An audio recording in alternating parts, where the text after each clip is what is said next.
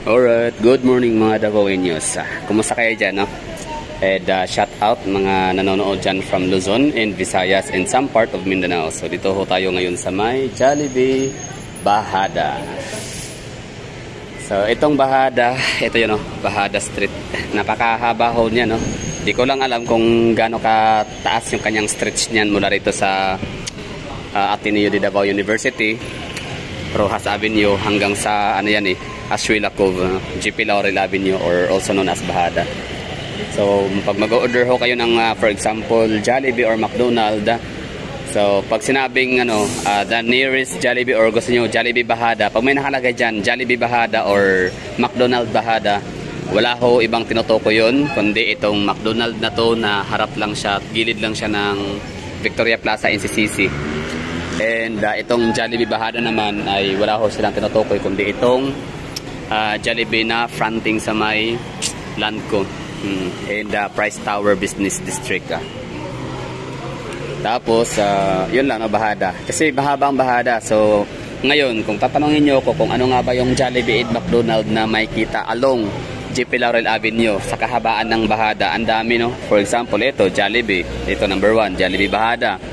Tapos pangalawang Jollibee, may Jollibee ba sa Victoria Plaza sa loob? Parang wala na, no? Dati parang meron I don't know. So sa sunod nito sa Abrisa, di ba? Abrisa Mall. Actually ang Gaisano Mall Bahada pa yun So meron din Jollibee doon, no? So basta marami. So Gaisano Mall Bahada pa rin yun, Jollibee Bahada. Pero siguro tinutukoy na, Jollibee Bahada is along the highway, or sa labas. Kasi kung Gaisano Mall isama natin yan sa Bahada Jollibee, hindi na siya ang kanyang address ay Jollibee Gaisano Mall na. Okay, talino ko doon Tapos yan na nga, Jollibee Bahada. Ganda dito. May favorite place talaga kainan kasi meron silang second floor. Tapos meron silang alfresco area. Itong kinatatayan natin, It's alfresco area. Tapos makikita mo yung mga building ho rito ng Landco building. Tapos Price Gas Business Park or Business Tower, basta business. Tapos may kita mo rito. Ito, anong gusali to rito mga galang Davaoeño? Ba't di ko alam to? Paki-comment nga dyan. Thank you sa advance. Tapos ito naman, may kita ho natin dito yung gusali. Marami. Iba pa yan, parang Alveo Land or ano yan Alveo or Ayala. Ayala, Avida Tower. Yun. Harap lang yan ng Abrisa de Ayala. Okay, tapos itong oldest shopping malls in the land of Mindanao, in the island of Mindanao. So itong Victoria Plaza. Pero nabili na siya siya ngayon ng NCCC. Tapos sa likod ho niyan ay makikita natin ditong under construction, skeleton pala. Under construction, under renovation na Dorian Hotel. Napaka-iconic na hotel yan, So it's good to know na nirenovate ho nila, pinaganda. Tawag nito ni-restore. Tapos yan, gusali Insperia. I don't know kung Insperia ba to. Tapos Ion Tower, itong isa yung may ganyan, Ion Tower. Tapos yung Abrisa Mall, hindi natin makikita kasi nga natatakpan ho siya nitong Victoria Plaza Mall. Pero ito makikita ho natin, yan po yung gusali sa likod ng Abrisa Mall. So ano yan, ang tawag ko dyan ay, ano ba tawag dyan? Ba't ako may tatawag dyan? Basta may pangalan yan sa likod ng Abrisa. Tower 1, Tower 2, Abrisa's Place, Tower 1 or Tower 2. Okay, whatever, yun lang. Tapos ito na, Bahada area. So in the 90s daw, or tama, in the 90s, ito yung pinakaunang gusali na matataas dito. Talagang takaw pansin yan. Pero hanggang ngayon di pa ako napunta dyan, di pa ako nakakit sa gusali na yan, meron. Mga kasama ko sa trabaho, kasi may account sila dyan. Ako di pa. Nag-aagawan nga kami, naala ko dati early 2000 nung nag-aagawan kami ng di pala, mga 2007 pala. Kumbaga wini-wish ho namin na mapunta sa amin yung account dyan sa may Landco para kami yung makakaakyat sa pinaka rooftop, pinaka tuktok. Tapos ngayon wala, hindi ako binigyan. May favoritism yung namin, amo, yung aming manager, kaya sila lang. So wini-wish talaga namin na makapunta kasi yun yung pinakamataas na gusali sa Davao. And I don't know kung Marco Polo din pala. Marco Polo, napunta na ako sa Marco Polo. Pero kumain lang, no? Hindi pa ako nakatulog doon. Sa Royal Mandaya Hotel naman, hindi na nakakatulog. Bali yung kapatid ko lang. Shout out sa kapatid ko yan kung nanonood man. So check-in siya sa Mandaya Hotel. Tapos ako, naligo ako kinaumagahan. Yan lang, naligo ako sa swimming pool. Yan lang, tapos Grand Minsing. Di naman mataas ang Grand Minsing eh. So yun lang yun, no? Bali ngayon, ang dami ng mga high-rise buildings sa Davao. Nakakatuwa. High-rise buildings, isa siya sa signs and indication, no, of progress. Tapos kung nagtataasan naman, susulputan, marami, no, na parang kabuti like para ba sa mga Qatar, UAE na Dubai, gano'n, no? Ano siya? Sign of prosperity. Ang galing. Sana all prosperity. Yan lang. So, Davao City, ladies and gentlemen. Flex ko lang Jollibee. Jollibee Bahada. Jollibee Bahada and Jollibee McDonald's. So, itong dalawang to ay magkalaban. Kompetensya, kumbaga. Tapos, ano sila? The drive-thru and 24 hours. Nga pala, ang Davao City, napakaraming drive-thru ho dito. Minsan, itatakil natin yan. Gagawin natin content. Ang dami mga drive-thru.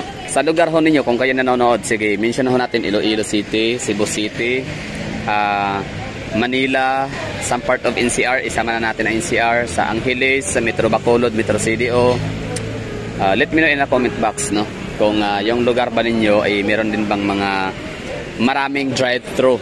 Oo, na hindi lang Jollibee and McDonald's. For example, dito sa Davao, marami ditong may mga drive-thru ho kaming Dunkin Donut. Meron kaming drive-thru na bake shop na Ross Bake Shop ba yun or Panadero Bake Shop. Tapos meron din kaming drive-thru na tawag nito. Meron kaming drive-thru na yung Pet Safari, yung mabibili ka ng mga pagkain ng mga mga pusa, aso, gano'n, no. So drive-thru na rin siya. At meron kaming drive-thru na Starbucks, meron din kaming ano pa ba mga drive-thru, basta madabi-dabi din, no. So Chowking drive-thru. McDonald's, Jollibee. So, kayo, ano ang mga drive-thru ho ninyo? Ayun, kaibol ko. Ayos ang datingan galing. Nag-a-apply siya ng trabaho, so sana man lang, parang, ang galing lang, kasi ang in-apply ng trabaho, parang walang naganap na diskriminasyon. Kasi tinanggap siya, yan na lang, kailangan niya mag-provide ng mga requirements. O, kaway ka sa vlog ko. Ayun, nag-a-apply siya. So, dyan lang sa likod ng sa may Abrisa. First time niya mapuntang Davao City ngayon. Pero ang maganda dyan, hindi na siya masyadong maignorante sa Davao City, no? Kasi Tagum City siya nagmula. So, Tagum City is kahit paano, ano pa rin siya, parang medium size city siya, or anong tawag dyan, component city, no? I mean, okay, basta syudad ng Tagum City. So hindi na siya masyadong ma-ignorante sa Davao City, no? Unlike nung iba talaga na galing sa malalayong lugar. Kumusta, Dawat? So yun, bali apply siya. Dawat ka? Dawat? Requirements lang. Mayo, sige. So ang galing, no, walang discrimination. Ang kanyang pinasokan, in-applyan na kumpanya ay international, no. Hindi siya Pilipinas lang. So nakakatuwa, ang galing. So sana ganun, kasi speaking of discrimination sa mga Muslim, pinsan ko tong buo, yung tatay niya ay kapatid ng aking nanay, tapos yung nanay niya is yun yung pure Muslim. Dito naman kasi sa Pilipinas, particular sa Mindanao, kapag ka Kristiyano ka, tapos ang mapangasawa mo ay Muslim, matik yan, mako-convert ka into Muslim. So yung tatay niya, which is yun yung tiyuhin ko, naging Muslim, no, naging balik Islam. Tapos siya naman, dahil lumaki nga siyang Muslim, so pure Muslim siya, yung kanyang religion. Tapos yun lang, no, so nakakatuwa lang na wala nang discrimination sa mga Muslim dito mag-apply sa Davao. Kasi meron kaming sa kumpanya ko dati na ex-company, sa kumpanya ko dati, no, sa dati ko pinatatrabahuan, na-promote kasi ako ng manager noon, Tapos syempre nag-meet kami. Meron akong kasamahan na na-promote din as manager. Tapos ngayon ang nangyari, Dahil nga si Muhammad, ang pangalan niya Muhammad, tapos apelyido Muslim. Oh, di ba? So sabi nung pinaka may-ari ng kumpanya, sabi, tinanong, parang hindi man sa Christian, pero parang tinanong niya ba ang yung manager na nag-promote sa kasama ko rin, no? Na, sure ka? Sure ka na ipopromote, ito yung ipopromote mo, wala ka na bang iba? Parang ganun ang datingan, no? So medyo na-offend lang yun si Muhammad. Kasi nga, naramdaman niya yung tawag nito, discrimination. Despite sa napakatagal niya nang nag-serve sa company. Tapos napatunayan niya na deserving din siya. No? Nag-akyat siya ng maraming pera sa company. Tapos, nung time na na-promote nga siya, parang secretly na may ganong feedback or reaction yung may-ari ng company. Pero yun lang. Hindi na tayo masisisi. Kasalanan din kasi yan ng ibang mga Muslim noon na mga pasaway. Sa kanilang katarantaduhan na ginagawa, nadadama yung mga matitino. Just like Christians din.